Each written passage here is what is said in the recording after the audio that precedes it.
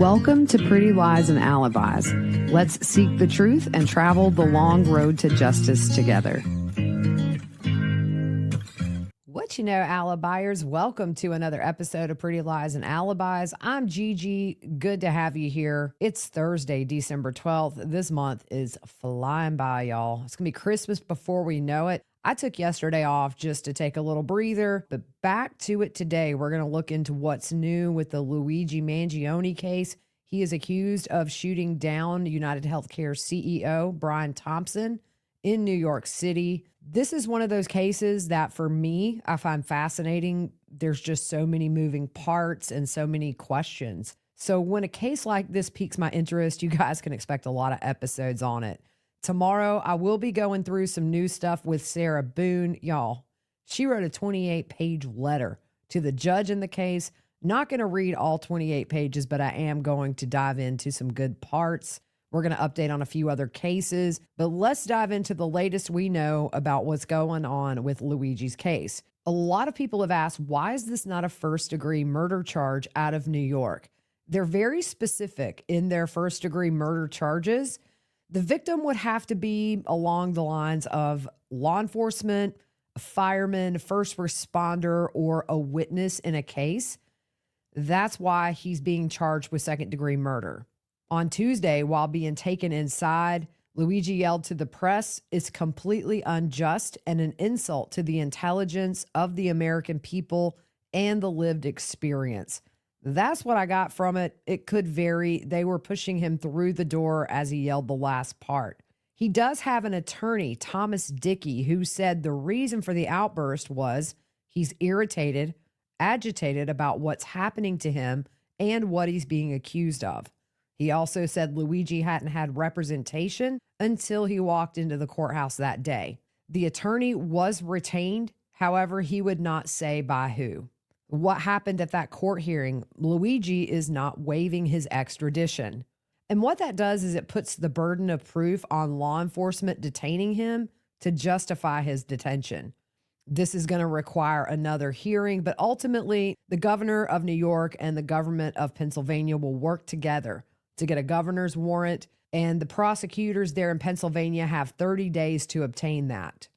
Why would he fight extradition? Why not just go to New York? Attorney Karen Agnifilio told CNN that it could give him more time to think about his defense. They could demand the prosecution present more evidence that they have against Luigi at the next hearing. The process could take up to 2 months to get him to New York. Kind of curious if they would send him to Rikers Island or somewhere like MDC Brooklyn, where Diddy's currently being held. As you guys know, Rikers Island is no cakewalk, and it's essentially been described as hell on earth. We found out yesterday there is some key evidence linked to Luigi. Those 3 shell casings that were found at the crime scene with the words deny, defend, and depose written on the casings matched the firearm found on his person when he was arrested.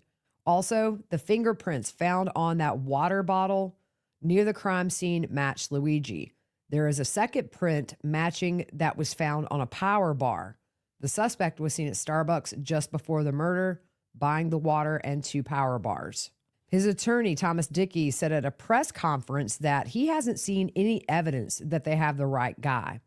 He also told Good Morning America that he hasn't seen the evidence or the writings police say Luigi had when he was arrested. We know that Luigi had a devastating back injury. In fact, part of that is on his Twitter banner profile showing a lower lumbar spinal fusion. And NYPD Chief of Detectives said some of the writings that Luigi had, he was discussing the difficulty of sustaining that injury.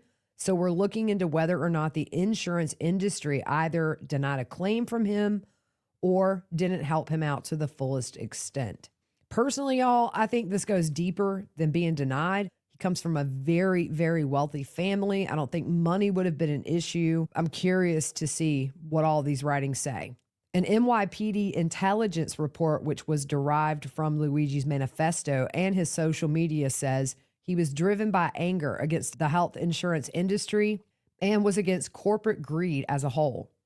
He appeared to view the targeted killing of the company's highest-ranking representative as a symbolic takedown and a direct challenge to its alleged corruption and power games asserting in his notes that he is the first to face it with such brutal honesty. Police also found a spiral notebook on Luigi when he was arrested that they're reviewing. Sources are telling mainstream media that Luigi knew of the investors of UnitedHealthcare were having that investors conference and mentioned he would be going to the site of the meeting. He's also said to have written about Unabomber Ted Kaczynski, as well as concluding that using bombs would kill innocent people and a shooting would be more targeted.